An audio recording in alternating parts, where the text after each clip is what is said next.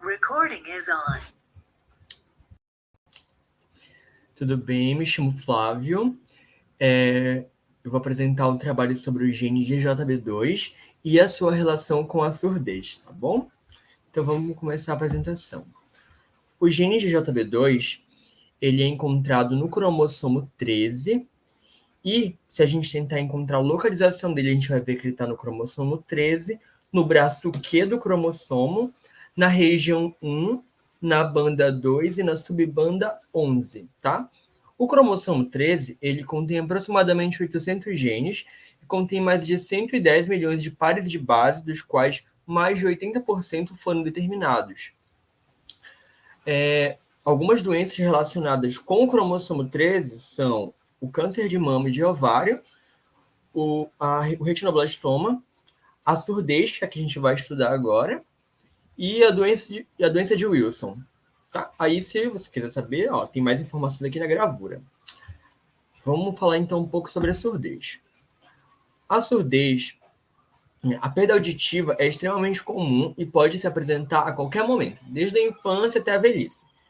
Cerca de 1 a cada 1.000 crianças tem deficiência auditiva profunda, com metade pensada para ser de origem genética.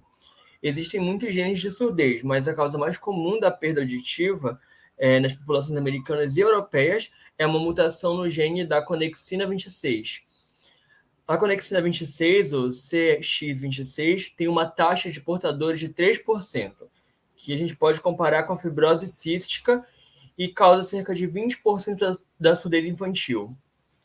A mutação na conexina 26 também causa surdez congênita, sindrômica e não sindrômica, então ela nem sempre vai ser acompanhada de outros sintomas. Agora que a gente entendeu aqui o que é surdez, um pouco sobre ela, a gente vai falar sobre a proteína que está relacionada com os principais casos de surdez, como a gente acabou de ver aqui, que é a conexina 26. Então, a conexina 26, que é a proteína que causa essa doença, essa deficiência, é uma das principais proteínas envolvidas na homeostase de potássio, que fica na cóclea da orelha interna.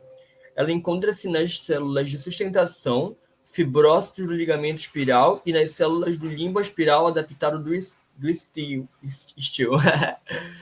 A descoberta de que as mutações da conexina 26 são causa de perda auditiva congênita podem ajudar no diagnóstico precoce da deficiência auditiva. Foi proposto que a mutação na conexina 26 pode interromper a circulação de potássio e resultar em surdez. A identificação precoce e o manejo da surdez são importantes para o desenvolvimento da linguagem e das habilidades sociais. Então, acho que a parte mais importante para a gente tirar daqui, né, para entender a funcionalidade da proteína, é nessa parte que fala sobre aqui.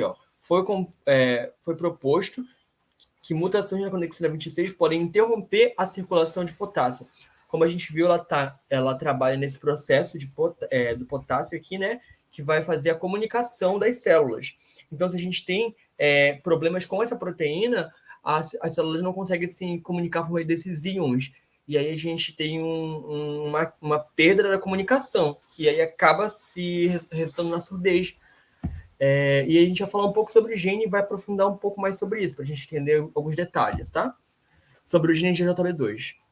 Esse gene ele codifica um membro de famílias de proteínas de junção comunicantes. As junções comunicantes foram primeiramente caracterizadas por microscopia eletrônica como estruturas regionalmente especializadas em membranas plasmáticas de células aderentes em contato. Essas estruturas mostraram consistir em canais de célula a célula, que facilita a transmissão de íons e pequenas moléculas entre as células. As proteínas de junção comunicante, também conhecidas como conexinas, plurificadas a partir de frações de junções comunicantes enriquecidas de diferentes tecidos, diferem de acordo com as semelhanças de sequência nos níveis de nucleotídeos e de aminoácidos. As proteínas das junções comunicantes são divididas em duas categorias, alfa e beta. Mutações nesses genes são responsáveis por até 50% da surdez pré-lingual recessiva. Então, vamos entender um pouco sobre isso. Essa proteína, pelo que o texto está dizendo, ela está localizada na membrana plasmática. E ela vai fazer o quê? Ela vai fazer um canal que vai permitir a liberação de íons por ela. Então, a gente tem ali o potássio no meio intracelular, ele se liga na proteína e consegue sair.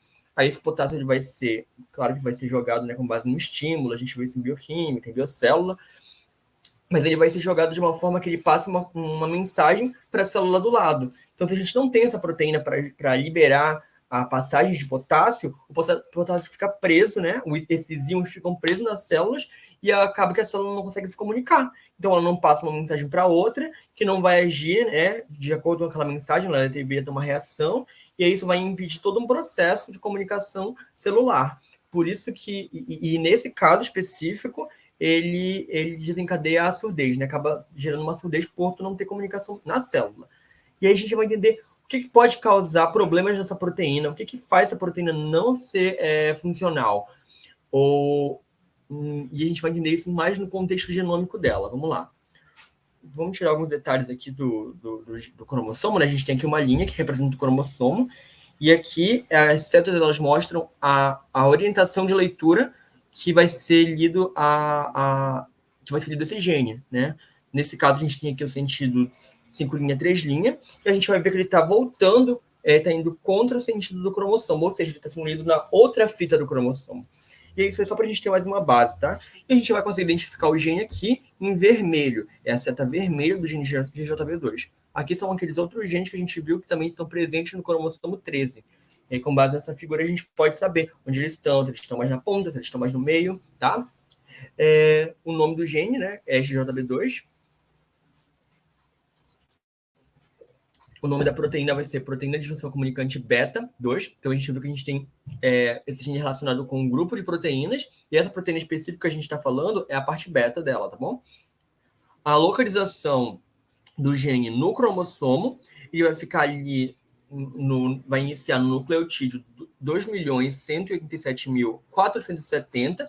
Ele vai se estender até o 2.192.978, tá? Se a gente subtrair, a gente consegue saber o comprimento do gene. Ele tem 5.468 nucleotídeos, tá? E aí dentro desse gene a gente sabe que a gente vai ter as partes deles, né? Então ele não vai ser lido não vai ser totalmente transcrito. Então a gente tem ali aqui embaixo uma figura que mostra o nosso cromossomo aqui em cima, e aqui o gene na parte correspondente do cromossomo. A gente vê que ele tem essa parte mais grossa aqui e essa linha mais fina. Essa linha fina representa o intro, e aqui a gente vai ver que ele tem 2 exons. O exon do começo aqui, que é uma pontinha bem pequena, e aqui é o exon do final, que vai ser uma parte maior, vão ter mais números de nucleotídeos. A gente vê que a região codificante, né, que vai desculpa, que vai ser transcrita vai ser transcrita, né? Ou seja, vai ser transcrito como um RNA mensageiro, e em seguida esse RNA mensageiro não vai ser lido completamente, vai ser uma parte dele que vai ser lida, que é justamente a parte da região codificante, que é a região verde escura. Então, essa região aqui que vai ser correspondente à proteína que a gente vai ter. Então, se a gente vê aqui, a gente sabe que ela tem, que a nossa proteína tem 226 aminoácidos. Deixa eu pegar uma calculadora aqui, ó. Calculadora, deixa eu jogar aqui. 226 vezes 3, porque são 3 nucleotídeos para gerar um caldo. A gente vai ver que nessa região vai ter mais ou menos ali uns 678 genes. Genes não, desculpa, nucleotídeos. Troquei as bolas. Tá? Então vamos continuar então com a apresentação aqui. Agora que a gente entendeu um pouco sobre o contexto genômico, vamos voltar ali para o que a gente estava falando. Lembra que a proteína tem uma função na nossa célula que vai gerar uma comunicação, que ela precisa estar funcionando. Vamos entender o que pode fazer essa proteína parar de funcionar. Aqui a gente vai ver as regiões, transcrições e produtos desse gene. A gente vê que ele inicia aqui a região codificante, que vai dar origem à proteína.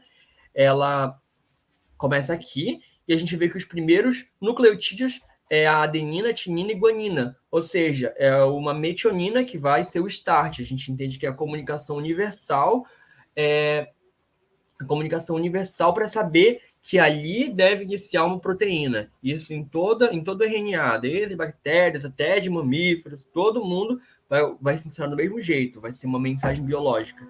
E a gente vê que as próximas sequências vão ser um GAT, TGG e GCC, que vai dar origem, respectivamente, ali. Se a gente separar em 3 e pegar os códons, vai ser um ácido aspartático, um triptofano e uma alanina. Então, aqui a gente vai ter as moléculas correspondentes, a metionina, o ácido aspartico, o triptofano e a alanina aqui embaixo, né?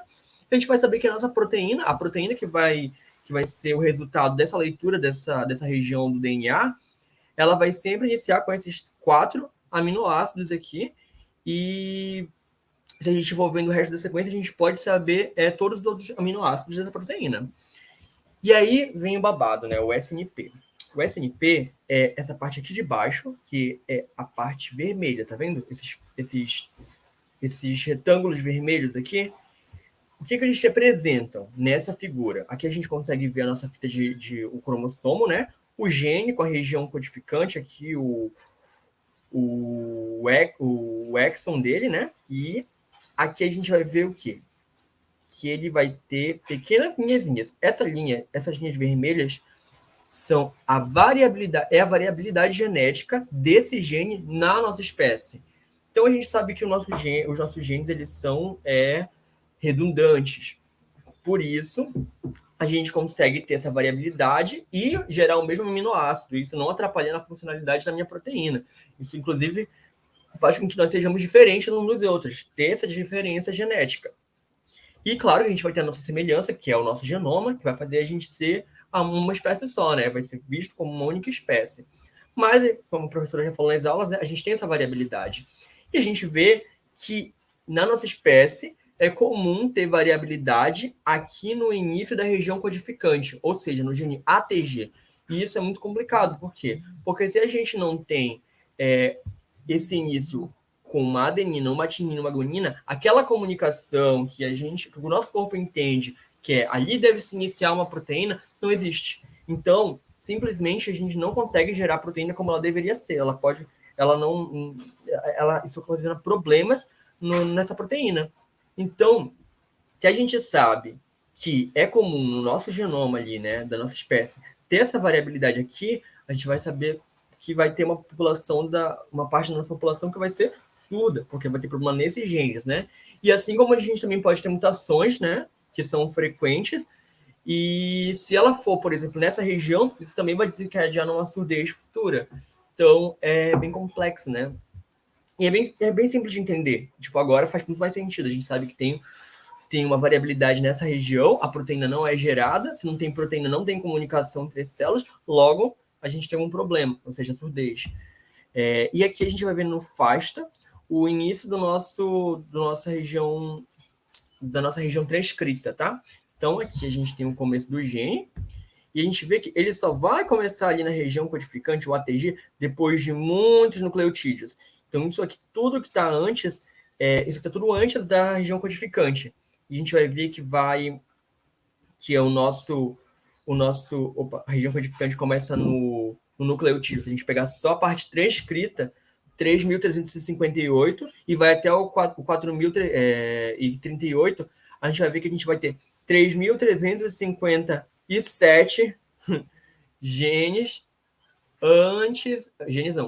nucleotídeos antes de começar a parte que vai ser traduzida na proteína. E aí o RNA mensageiro, ele fica com esse tamanho aqui, ele vai desde se a gente pegar o gene inteiro, né, incluindo o intro, a gente vai ver que ele começa ali no 1, né, vai até o 156, aí tem aquele intro gigante, e aí ele volta ali a ser lido no 3.336 e vai até o 5.468, tá? Então, aqui a gente vai ter essas informações, e acho que eu já falei tudo aqui, deve ter ficado bem claro. Bom, eu espero que o restante dos grupos tenha uma ótima apresentação, e eu desejo um ótimo dia para todo mundo. Um abraço. A gente para.